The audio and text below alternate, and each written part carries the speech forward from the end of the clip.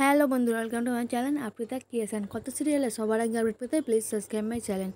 কথা সিরিয়ালের আজকের এপিসোডে দেখতে পাবেন যে কথা কাকিয়াকে বলে এই দুটোর মধ্যে কোনোটাই লজ্জাবস্ত শাড়ি নয়। কাকিয়া চলো তোমাকে দেখিয়ে দিই। তারপর মনে মনে করে পিয়াকে একবার দেখে গেলে ভালো হতো। তারপর বলে না থাক, আগে কাকিয়াকে শাড়িটা দেখে আসি, তারপরে পিয়াকে দেখবানো বলে ওখান থেকে চলে যায়। অন্যদিকে পিয়া ঘরে ঢুকে আশপাশে কেউ আছে নাকি চেক করে যাতে সে পালিয়ে যেতে পারে। আর তারপর কথার কাকিয়াকে শাড়ি দেখিয়ে বলে, কাকিয়া এটা লজ্জাবস্ত শাড়ি বলে বলে এবার তাহলে পিয়াকে দেখে আসি বলে ওখান থেকে পিয়ার ঘরে আসে। আর এসে দেখে যে দরজা বন্ধ।